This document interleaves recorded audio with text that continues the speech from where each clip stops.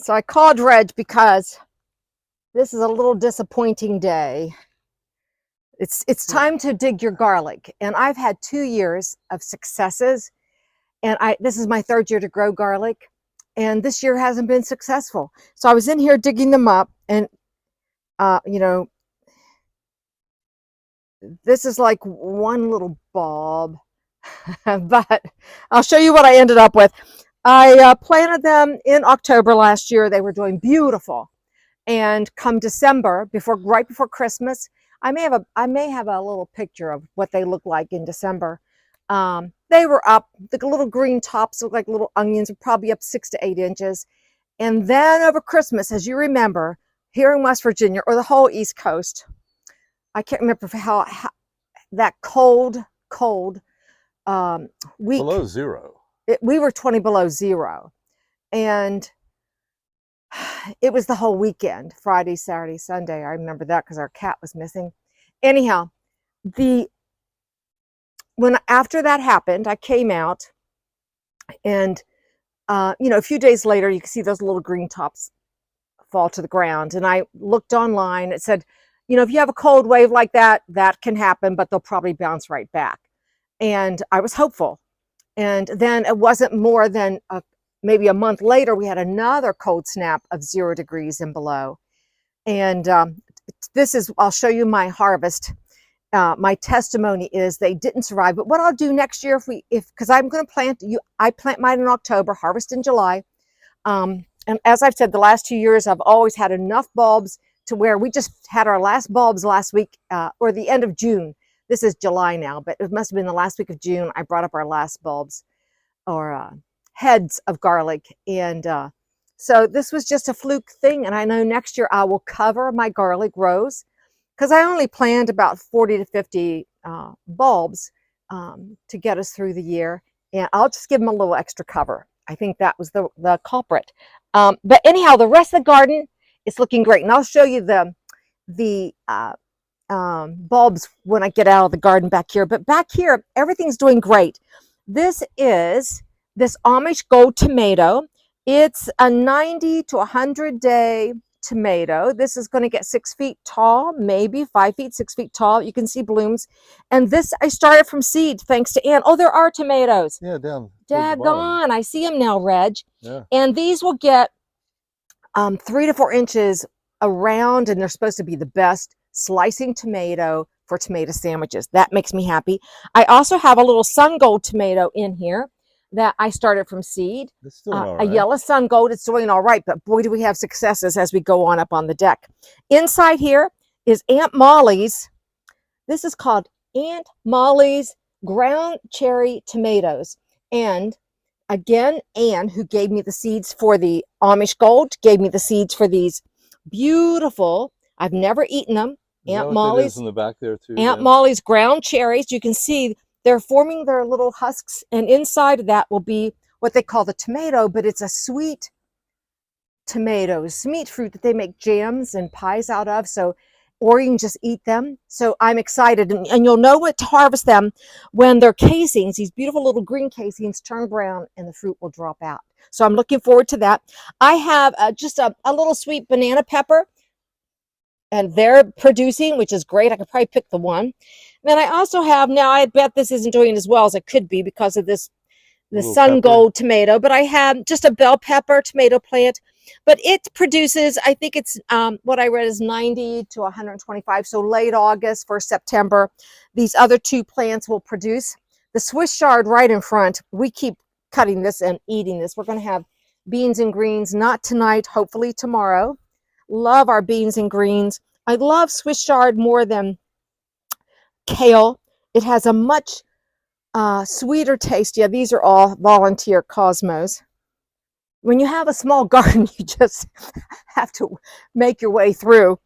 The cosmos have just come up on their own, but the Swiss chard, you just can't beat it. Delicious. Then this is a volunteer acorn squash. Look in here, Reg. We love our acorn squash, butternut squash, biscotti. Oh, I see. Look at that. Ow. That's a little prickly thing. Yeah. So that's growing well. The herbs are doing great.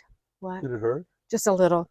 But here is our gorgeous ugly garlic harvest. I wouldn't This even is show that so on sad. camera. I have to, because you know, maybe someone else planted garlic this year in West Virginia and theirs looks as bad as this. But these two, this one looks like the hardneck that I planted, the Siberian hardneck. And then this is the California softneck, which I've always braided, and I'll throw a picture up there. This just looks like, I don't know, warts. They smell good. I'll probably dry them anyway, Reg, Oh, yeah. under the deck. I have some string. Last year, I have string under the deck. We learned through West Virginia gardening to hang them down, which made it nicer for braiding. You know, these 4 or 5 won't be such a challenge. No, no. No, but there are so many more successes. You know, that's part of gardening. I'm learning every time I do anything. So anyhow, up on the deck gardens look gorgeous. And let's go look at those.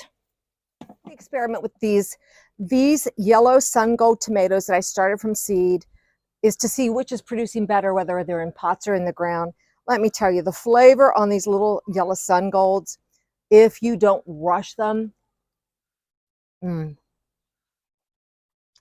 sweet and tasty. And look at all these, delicious. Well, you can't keep coming out here and eating them like that. You can have them as you work. I have a little basil in there too. So the ones in the pots are doing great. Of course, they get a lot, maybe more sun than down there, but they all get about 6 hours of sun. So we'll see. And then up on the deck, the other thing that we've had great success with, we've probably already gotten a couple pints of blueberries from my blueberry. This is the Draper blueberry bush made for pots. You can see I picked them yesterday, and we could pick enough today, maybe a handful. Doing great. Figs doing Figs doing beautiful. I'm going to have to get Sylvie here and we can talk about it together. But look at these. These are mine.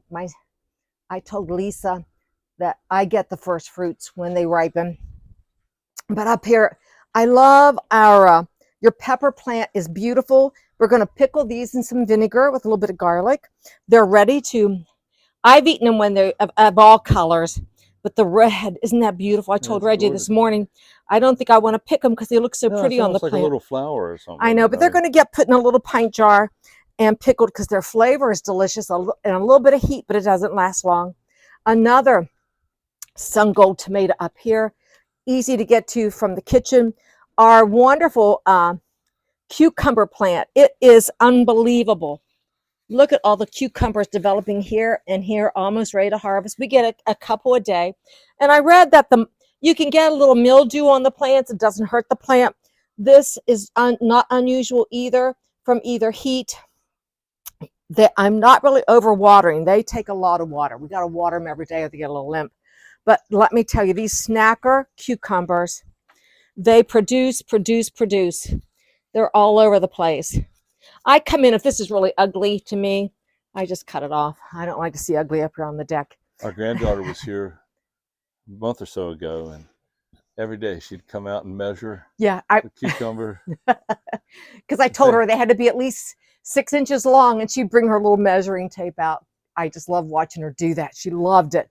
Then she'd pick it for it. This one's ready, Nani. I know, I loved it. And this is the dill. It smells so good. I'm going to make a little dip out of it, but I want the blooms to stay here for the butterflies that love it. Great basil harvest. I've made pesto. I'm going to make another batch of pesto. My cilantro's, it's bolted, going to seed here. And still have a few that haven't. I didn't probably time that right. You said to me the day that I did that, why are you planting so many seeds? And I should have done 2 seeds 1 week, waited a week. Again, I'm learning. But as for everything else, it's looking beautiful. That's a little mint for cocktail hour. You know, again, a small garden, you can get a lot of harvest.